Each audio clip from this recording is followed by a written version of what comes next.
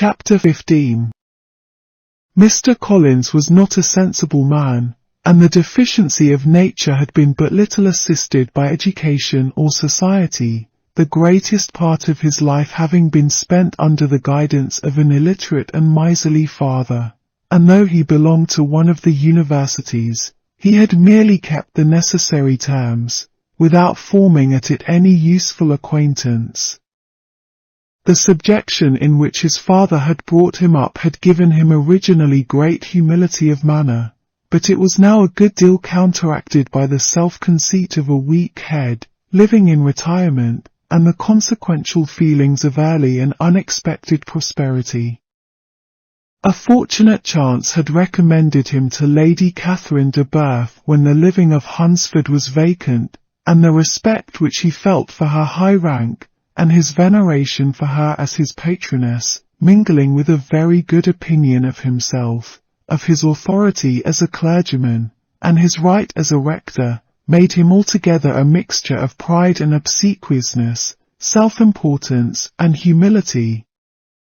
Having now a good house and a very sufficient income, he intended to marry, and in seeking a reconciliation with the Longbourn family he had a wife in view, as he meant to choose one of the daughters, if he found them as handsome and amiable as they were represented by common report. This was his plan of amends of atonement for inheriting their father's estate, and he thought it an excellent one, full of eligibility and suitableness, and excessively generous and disinterested on his own part. His plan did not vary on seeing them. Miss Bennet's lovely face confirmed his views, and established all his strictest notions of what was due to seniority, and for the first evening she was his settled choice.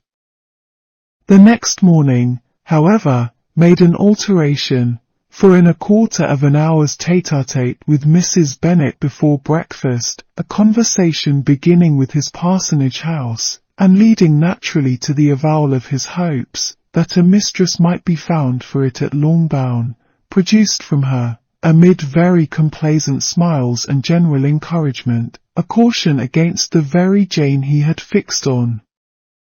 As to her younger daughters, she could not take upon her to say, she could not positively answer, but she did not know of any prepossession. Her eldest daughter, she must just mention, she felt it incumbent on her to hint, was likely to be very soon engaged. Mr. Collins had only to change from Jane to Elizabeth, and it was soon done while Mrs. Bennet was stirring the fire. Elizabeth, equally next to Jane in birth and beauty, succeeded her of course. Mrs. Bennet treasured up the hint, and trusted that she might soon have 2 daughters married, and the man whom she could not bear to speak of the day before was now high in her good graces. Lydia's intention of walking to Meryton was not forgotten. Every sister except Mary agreed to go with her, and Mr. Collins was to attend them, at the request of Mr. Bennet, who was most anxious to get rid of him, and have his library to himself, for thither Mr. Collins had followed him after breakfast, and there he would continue, nominally engaged with one of the largest folios in the collection, but really talking to Mr. Bennet, with little cessation, of his house and garden at Hunsford.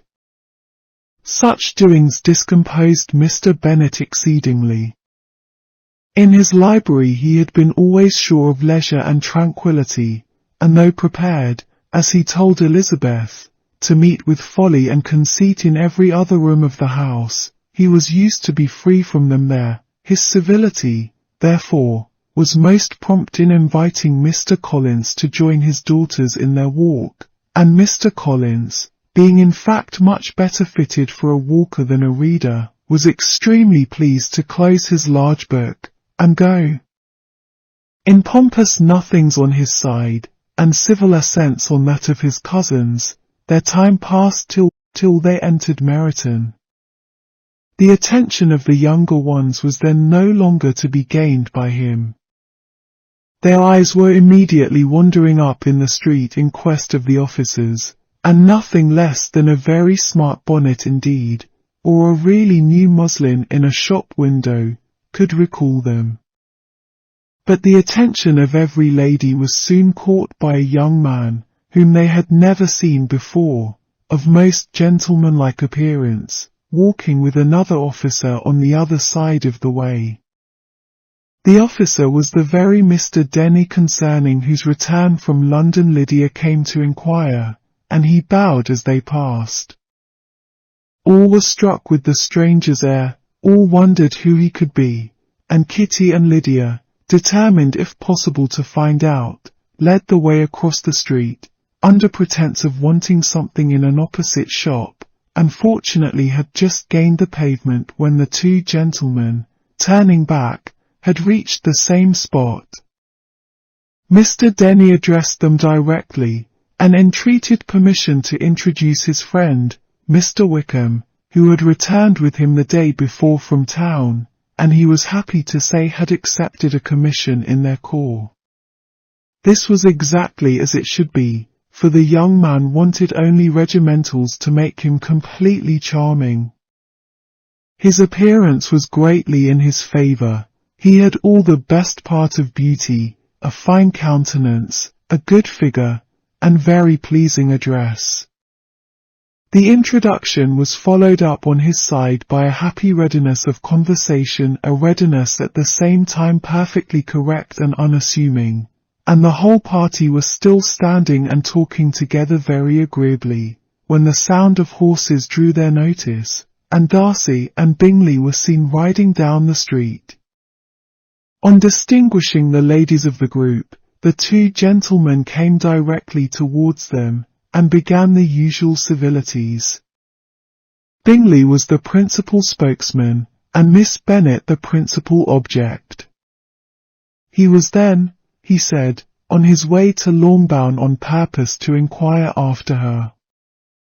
Mr. Darcy corroborated it with a bow, and was beginning to determine not to fix his eyes on Elizabeth, when they were suddenly arrested by the sight of the stranger, and Elizabeth, happening to see the countenance of both as they looked at each other, was all astonishment at the effect of the meeting.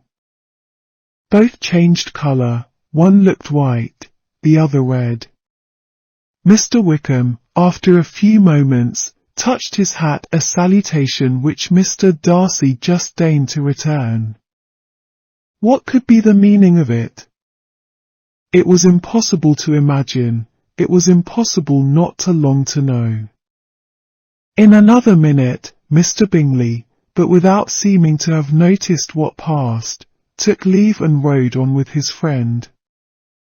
Mr. Denny and Mr. Wickham walked with the young ladies to the door of Mr. Phillips's house, and then made their bows, in spite of Miss Lydia's pressing entreaties that they should come in, and even in spite of Mrs. Phillips's throwing up the parlour window and loudly seconding the invitation.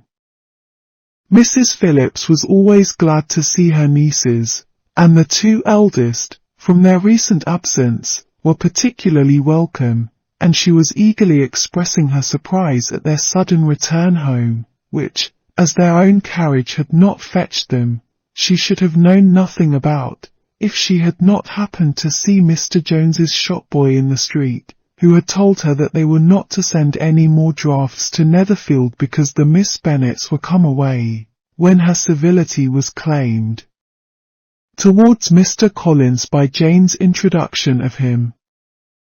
She received him with her very best politeness, which he returned with as much more, apologizing for his intrusion, without any previous acquaintance with her, which he could not help flattering himself, however, might be justified by his relationship to the young ladies who introduced him to her notice. Mrs. Phillips was quite awed by such an excess of good breeding, but her contemplation of one stranger was soon put to an end by exclamations and inquiries about the other, of whom, however, she could only tell her nieces what they already knew, that Mr. Denny had brought him from London, and that he was to have a lieutenant's commission in the shire. She had been watching him the last hour, she said, As he walked up and down the street, and had Mr. Wickham appeared, Kitty and Lydia would certainly have continued the occupation, but unluckily no one passed windows now except a few of the officers, who, in comparison with the stranger, were become stupid, disagreeable fellows.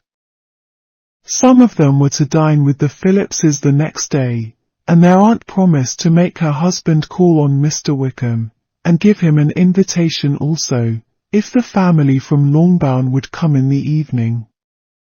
This was agreed to, and Mrs. Phillips protested that they would have a nice comfortable noisy game of lottery tickets, and a little bit of hot supper afterwards. The prospect of such delights was very cheering, and they parted in mutual good spirits. Mr. Collins repeated his apologies in quitting the room, and was assured with unwearying civility that they were perfectly needless.